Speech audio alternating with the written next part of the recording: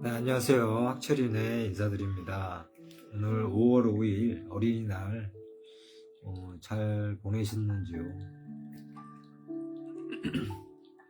오늘도 어김없이 월간 새벽기도 책자 읽어드리기 앞서 기도 먼저 드리고 시작하도록 하겠습니다. 살아계시며 거룩하신 하나님 아버지 감사합니다. 이렇게 귀하고 복된 시간 허락하여 주시고 하나님의 말씀을 읽고 또 듣게 하심에 참으로 감사를 드립니다. 하나님 아버지, 이 시간 하나님 아버지께서 함께해 주시고 하나님의 말씀으로 저희가 저희 마음에 은혜 받는 귀하고 복된 시간 되게 하여 주시옵소서. 모든 것을 하나님 아버지께 맡겨오며 살아계신 우리 구주 예수 그리스도 이름으로 감사하며 기도드립니다. 아멘. 네. 오늘은 큰 인물이 되는 길이라는 주제입니다. 성경 본문 말씀은 마태복음 23장 1절에서 12절까지 말씀이고요. 이에 예수께서 무리와 제자들에게 말씀하여 이르시되 서기관들과 바리새인들이 모세의 자리에 앉았으니 그러므로 무엇이든지 그들이 말하는 바는 행하고 지키되 그들이 하는 행위는 본받지 말라. 그들은 말만 하고 행하지 아니하며 또 무거운 짐을 묶어 사람의 어깨에 지우되 자기는 이것을 한 손가락으로도 움직이려 하지 아니하며 그들의 모든 행위를 사람에게 보이고자 하나니 곧 경문띠를 넓게 하며 옷수를 길게 하고 잔치의 윗자리와 회당의 높은 자리와 시장에서 문안받는 것과 사람에게 랍비라 칭함을 받는 것을 좋아하느니라. 그러나 너희는 랍비라 칭함을 받지 말라. 너희 선생은 하나요. 너희는 다 형제니라. 땅에 있는 자를 아버지라 하지 말라. 너희의 아버지는 한 분이시니 곧 하늘에 계신 이시니라. 또한 지도자라 칭함을 받지 말라. 너희의 지도자는 한 분이시니 곧 그리스도시니라. 너희 중에 큰 자는 너희를 섬기는 자가 되어야 하리라. 누구든지 자기를 높이는 자는 낮아지고 누구든지 자기를 낮추는 자는 높아지리라. 아멘.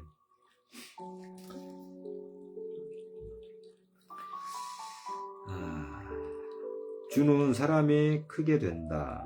주는 사람이 크게 된다라는 또 이야기를 해드릴게요.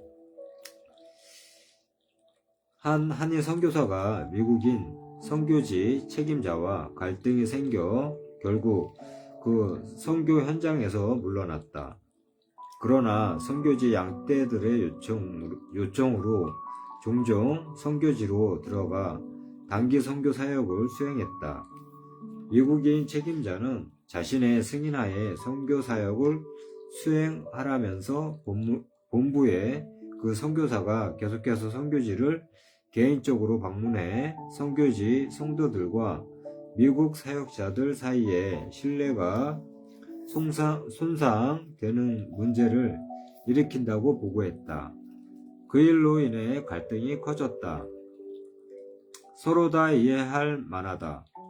미국인 선교 책임자는 왜 사임하고 떠난 선교사가 개인적으로 와서 이전에 돌보던 선교지 교회의 성도들과 접촉하냐고 했다. 반면에 한인 선교사는 미국인 책임자가 복음 사역은 잘 하지 않고 언어 학교 운영에만 신경을 쓰면서 선교지 성도들에게 높은 학력을 요구하며 목사 안수를 해주지 않는다고 불평했다. 그 불평에 대해 미국인 선교 책임자는 공산국가에서 드러내고 선교하면 법적인 문제가 생기니까 언어학교 중심으로 운영하면서 조용히 복음을 전파할 수밖에 없다고 했다. 사람들은 갈등할 때는 다 자기 나름대로의 이유가 있다. 그래서 양쪽 말을 다 들어보고 판단해야 한다. 특히 공동체의 가장 큰 갈등 요인 중에 하나가 재정 문제다. 선교 사역에서도 마찬가지다. 재원이 한정된 상태이기 때문이다. 일반적으로는 선교사를 후원하다가 후원 대상을 바꾸기가 쉽지 않다. 그래서 선교 후원 대상을 개교회나 개인이 관리하기보다 교단이나 선교단체가 관리하는 것이 낫다. 선교사의 활동이 부실해도 인간적인 의리 때문에 선교비를 계속 보내면 시급히 도움이 필요한 다른 선교사를 돕지 못할 수 있다.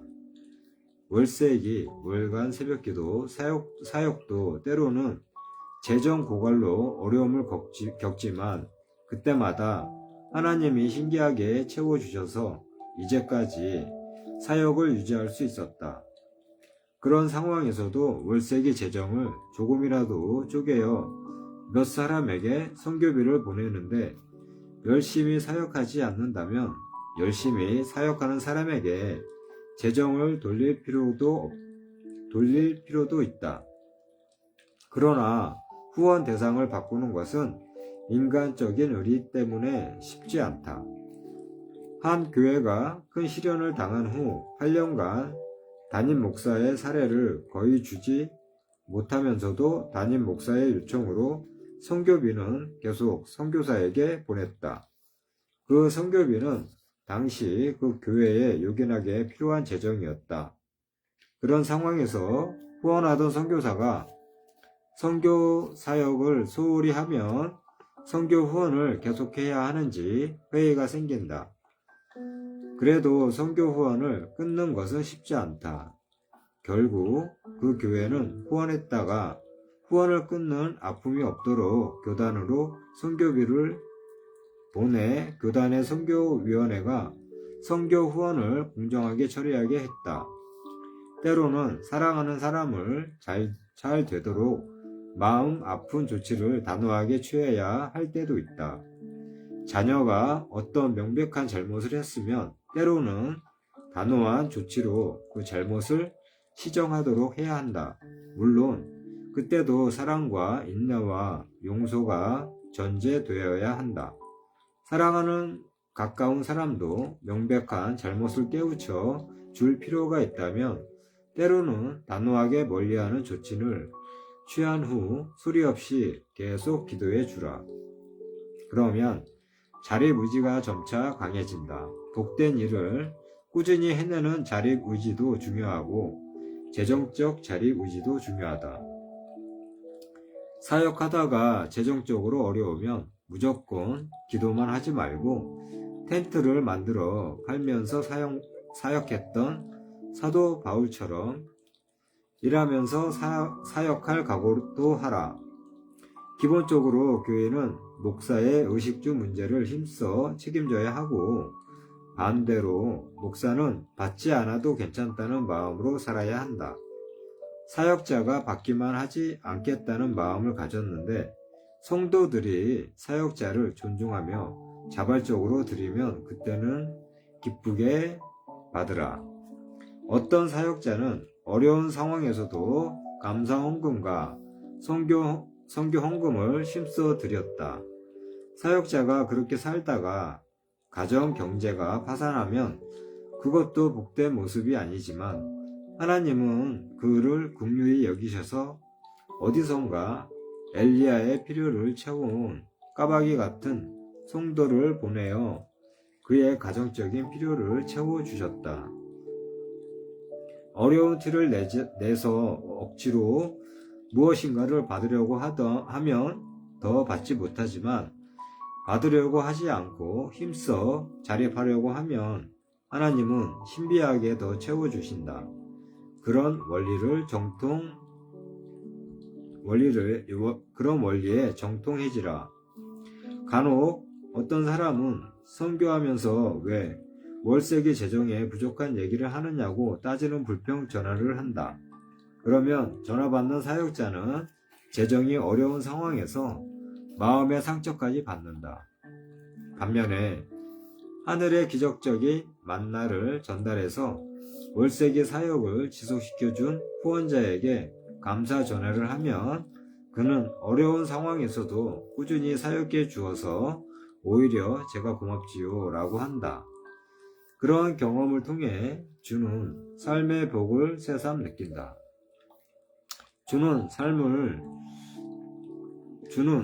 주는 삶은 마음을 너그럽게 만들고 인격을 고상하게 만든다. 결국 주는 사람이 큰 인물이 된다.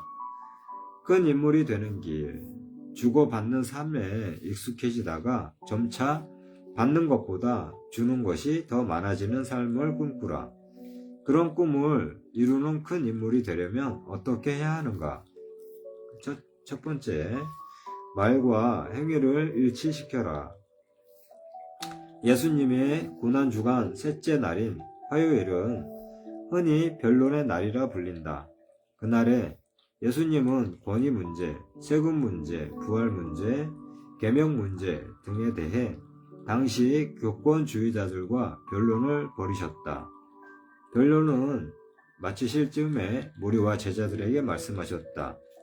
서기관들과 바리새인들이 모세의 자리에 앉았으니 그러므로 무엇이든지 그들이 말하는 바는 행하고 지키되 그들이 하는 행위는 본받지 말라. 서기관은 구약 율법의 필사, 연구, 교육 등을 맡은 율법 선생이었고 바리새인은 율법 준수를 철저한 사람을 뜻하는데 서기관은 대부분 바리새인이었다.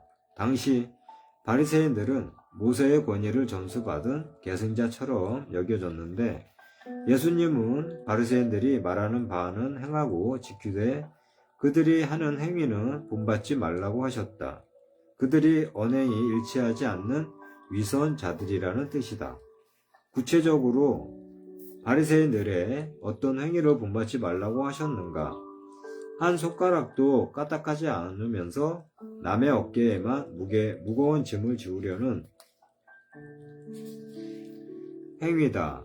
당시 바리새인들은 감당하기 어려운 생활율법 613개를 만들어 백성들의 삶 전반을 세세하게 통제하면서 무거운 짐을 지웠다. 결국 그들은 율법 수호자의 탈을 쓰고 백성들을 얽어매면서 자신들은 말한 대로 행동하거나 실천하지 않았다. 성도는 말과 행동을 일치시켜야 하고 더 나아가 사랑으로 말하고 사랑으로 행동해야 한다. 요새 말 때문에 영혼이 실족하고 인간 관계가 깨질 때가 많다. 교회에는 성숙한 사람들만 있지 않고 초신자나 미성숙한 사람도 있다. 그런데 나의 부주의로 잘못된 말과 행동이 나오면 교회는 하나가 될 수 없다. 어느 날 교회에 등록한 초신자가 기존의 한 집사와 너무 닮았다. 다음 주 주일 예배 후에 마침 둘이 같이 있어서 부목사가 집사에게 말했다. 집사님과 인상이 비슷한 세 가족이 왔는데 서로 인사하세요. 그때 그 집사가 정색하며 말했다. 뭐가 인상이 비슷한가요? 그 말을 오해해서 초신자가 교회를 떠났다. 성숙함이란 언행의 일치를 이루는 것 이상으로 사랑과 이해의 폭이 넓어지는 것이다. 내가 무심결에 혹은 유머로 하는 어떤 언행이 남을 실족시키지 않도록 늘 주의하라. 물론 더욱 중요한 것은 남의 유머가 섞인 말을 넉넉히 받아들이고 남의 말로 인해 쉽게 상처를 입거나 실족하지 않는 것이다. 그러나 사람은 완벽하지 않고 다 부족한 존재이기에 일단 먼저 내가 최대한 사려 깊은 언행을 보여야 한다. 마태복음 18장 6절에서 7절에서 예수님이 말씀하셨다. 누구든지 나를 믿는 이 작은 자 중 하나를 실족하게 하면 차라리 연자 맷돌이 그 목에 달려서 깊은 바다에 빠뜨려지는 것이 낫다. 실족하게 하는 일이 없을 수는 없으나 실족하게 하는 그 사람에게는 화가 있도다. 언행을 사려깊고 지혜롭게 하라. 더 나아가 사랑 안에서 하라. 언행 일치도 중요하지만 사랑과 이해를 앞세운 언행은 더욱 중요하다. 어느 사모가 신방 때마다 성도에게 꼭 한 가지 칭찬을 해주기로 다짐했다. 어느 날 아주 가난한 집을 신방하는데 아무리 둘러봐도 칭찬할 것이 없었다. 그때 한 가지를 찾아내고 목사의 설교상으로 내놓은 밥상에 덮인 작은 식탁보 얘기를 하며 칭찬했다. 식탁보를 예쁘게 잘 만드셨네요. 그러자 신방 후에 그 성도가 신방 감사 표시로 식탁보를 싸서 사모에게 주었다. 얼마 후 이상한 소문이 나돌았다. 욕심 많은 사모가 가난한 집에 식탁보까지 빼앗아 갔다는 소문이었다. 그 소문을 듣고 사모는 큰 충격을 받았다. 누구의 잘못인가? 칭찬한 사람인가? 아니면 선물한 사람인가? 아니면 그 일을 오해하고 악평한 사람인가? 그 경우에는 잘잘못을 따지며 문제를 점차 확대시키는 것이 가장 큰 잘못이다. 때로는 나의 정당한 언행이 얼마든지 남에게 부정적으로 받아들여질 수 있음을 이해해야 한다. 나의 언행이 남에게 손해나 상처를 줄 수 있음을 인식하고 언행 일치 이상의 사랑과 이해가 풍성한 언행을 훈련하라. 그렇게 훈련된 사람이 큰 그릇이 되고 큰 인물이 된다. 네, 아멘. 오늘 월간 새벽기도 책자는 여기까지 읽고요. 내일 큰 인물이 되라 두 번째 주제로 가지고 또 책을 읽어드릴 텐데, 내일은 집에서 읽어드릴 수는 없고 내일부터 제가 전북 지부에 있는 농업기술원에서 이제 2달 동안 교육이 있어요. 네, 2달 동안 교육을 받는데 이제 기숙사로 이제 들어가게 돼가지고 왔다 갔다 하기가 익산에서 이제 김제하고 전주하고 경계 부근이거든요. 그래서 이제 교통비가 만만치 않아가지고 기숙사로 들어가서 이제 2달 동안 교육을 받게 되었어요. 그래서 그 기숙사가 일단 내일 들어가거든요. 내일 입소하게 되면 상황을 보고 아마 계속 읽어드릴 수는 있을 것 같아요. 네. 그래서 똑같이 월간 새벽기도 책자 읽어드리면서 잠언도 읽어드리고, 네, 제가 하는 콘텐츠는 계속 이어가도록 하겠습니다. 잠언 오늘이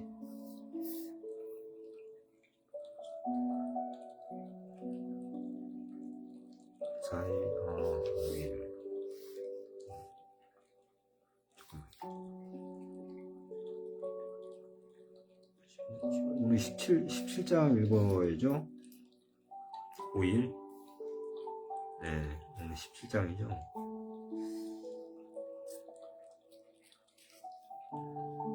잠언 17장 읽어드리고 마무리하도록 하겠습니다. 오늘 좀 거리를 좀 걸었더니 얼굴이 많이 탄 것 같아요. 잠언 17장. 마른 떡 한 조각만 있고도 화목하는 것이 제육이 집에 가득하고도 다투는 것보다 나으니라. 슬기로운 종은 부끄러운 짓을 하는 주인의 아들을 다스리겠고 또 형제들 중에서 유업을 나누어 얻으리라. 도가니는 은을, 풀무는 금을 연단하거니와 여호와는 마음을 연단하시느니라. 악을 행하는 자는 사악한 입술이 하는 말을 잘 듣고 거짓말하는 자는 악한 혀가 하는 말에 귀를 기울이느니라. 가난한 자를 조롱하는 자는 그를 지으신 주를 멸시하는 자요. 사람의 재앙을 기뻐하는 자는 형벌을 면하지 못할 자니라. 손자는 노인의 면류관이요 아비는 자식의 영환이라. 지나친 말을 하는 것도 미련한 자에게 합당하지 아니하거든 하물며 거짓말을 하는 것이 존귀한 자에게 합당하겠느냐. 뇌물은 그 임자가 보기에 보석 같은즉 그가 어디로 향하든지 형통하게 하느니라. 허물을 덮어주는 자는 사랑을 구하는 자요 그것을 거듭 말하는 자는 친한 벗을 이간하는 자니라. 한마디 말로 총명한 자에게 충고하는 것이 매 100대로 미련한 자를 때리는 것보다 더욱 깊이 박히느니라. 악한 자는 반역만 힘쓰나니 그러므로 그에게 잔인한 사자가 보냄을 받으리라. 차라리 새끼 빼앗긴 앙곰을 만날지언정 미련한 일을 행하는 미련한 자를 만나지 말 것이니라. 누구든지 악으로 선을 갚으면 악이 그 집에 떠나지 아니하리라. 다투는 시작은 둑에서 물이 새는 것 같은즉 싸움이 일어나기 전에 시비를 그칠 것이니라. 악인을 의롭다 하고 의인을 악하다 하는 이 두 사람은 다 여호와께 미움을 받느니라. 미련한 자는 무지하거늘 손의 값을 가지고 지혜를 사려 함은 어찌 민고. 친구는 사랑이 끊어지지 아니하고 형제는 위급한 때를 위하여 낳느니라. 지혜 없는 자는 남의 손을 잡고 그의 이웃 앞에서 보증이 되느니라. 다툼을 좋아하는 자는 죄가를 좋아하는 자요 자기 문을 높이는 자는 파괴를 구하는 자니라. 마음이 굳은 자는 복을 얻지 못하고 혀가 패역한 자는 재앙에 빠지느니라. 미련한 자를 낳는 자는 근심을 당하나니 미련한 자의 아비는 낙이 없느니라. 마음의 즐거움은 양약이라도 심령의 근심은 뼈를 마르게 하느니라. 악인은 사람의 품에서 뇌물을 받고 재판을 굽게 하느니라. 지혜는 명철한 자 앞에 있거늘 미련한 자는 눈을 땅 끝에 두느니라. 미련한 아들은 그 아비의 근심이 되고 그 어미의 고통이 되느니라.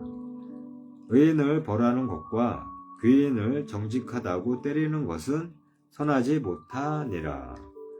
말을 아끼는 자는 지식이 있고 성품이 냉철한 자는 명철하니라.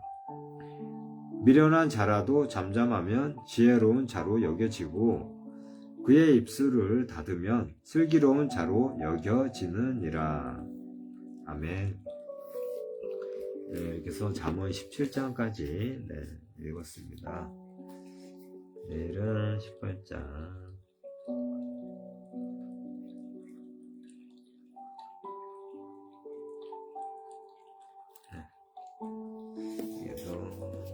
마무리를 기도하고 마무리할게요.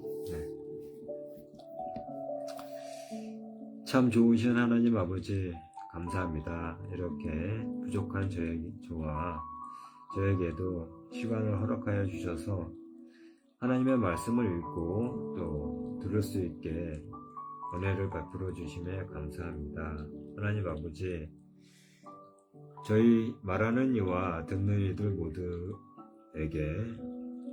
모두를 불쌍히 여겨 주시옵시고 오늘도 알고도 지은 죄, 모르고도 지은 죄가 있다면 하나님 용서해 주시옵소서.